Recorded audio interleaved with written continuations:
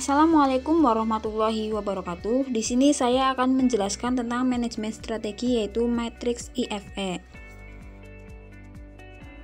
IFE atau Internal Factor Evaluation.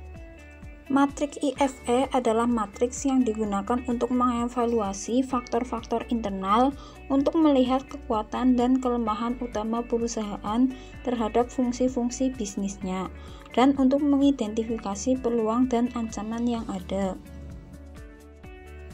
Penilaian metrik IFE ada dua, yaitu yang pertama pembobotan atau weight. Pembobotan adalah pemberian nilai atau skor antara kriteria internal. Weight didasarkan pada industrial based, yaitu faktor kepentingan terhadap proses atau ruang usaha di perusahaan.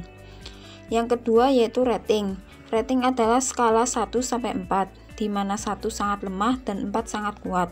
Rating didasarkan pada company based. Company based adalah faktor pengaruh terhadap perusahaan atau jangka panjang. Lalu cara menilai nilai terbobot yaitu dengan cara perkalian antara pembobotan dikali dengan rating. Selanjutnya tahapan pembentukan metrik IFE. Tahapan ini ada 5, yaitu yang pertama menentukan faktor internal, yaitu kekuatan dan kelemahan, dengan urutan penyusunan adalah kekuatan terlebih dahulu baru kemudian kelemahan. Yang kedua memberikan bobot antara 0 sampai 1 untuk setiap faktor. Pembobotan tingkat relevan kepentingan mengacu pada visi dan misi perusahaan. Bobot akumulasi kekuatan dan kelemahan itu harus berjumlah 1.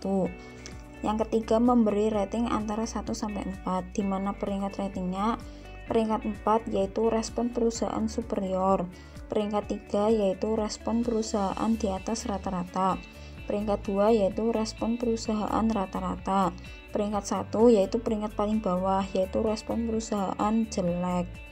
Yang keempat yaitu melakukan perhitungan nilai terbobot, yaitu dengan cara bobot dikali rating. Yang terakhir nomor 5 yaitu menjumlahkan nilai terbobot akumulasi kekuatan dan kelemahan untuk analisis IFE perusahaan.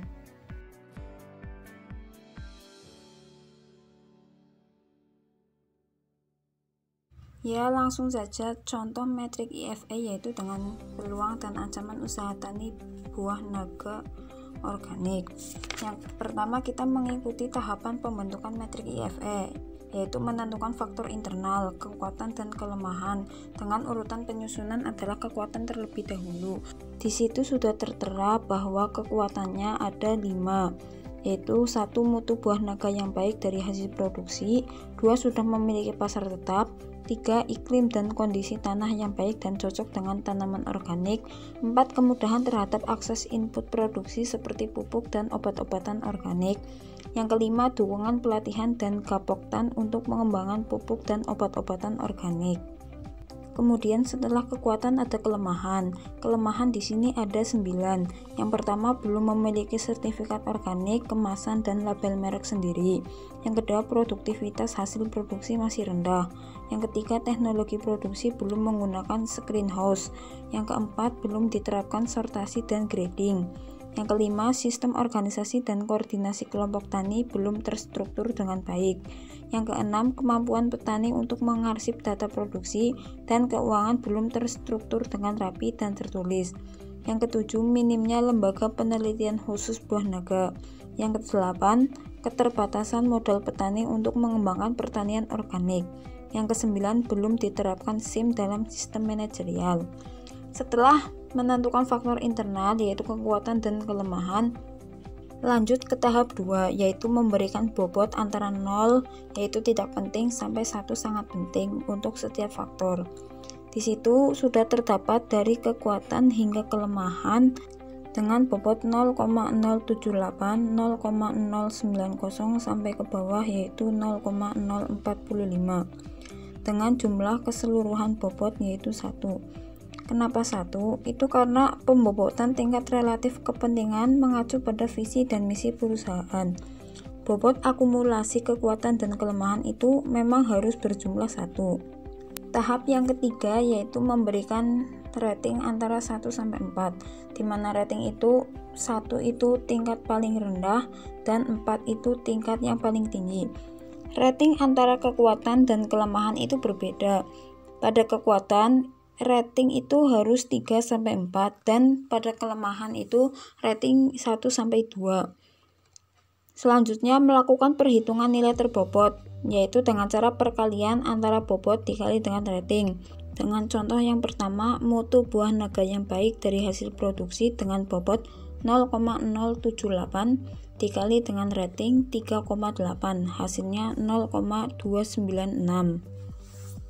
Lalu dihitung hingga ke bawah.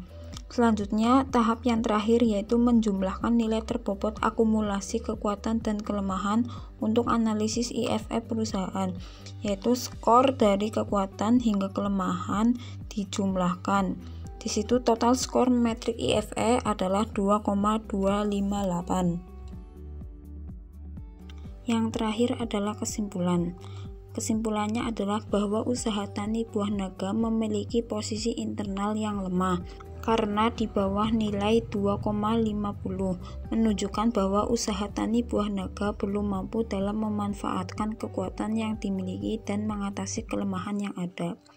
Kekuatannya adalah sudah memiliki pasar tetap dengan skor 0,342. Walaupun dalam hal ini pasar tani buah naga organik adalah pasar tradisional. Sedangkan kelemahan utamanya adalah belum ditetapkan SIM dalam sistem manajerial dengan skor sebesar 0,045.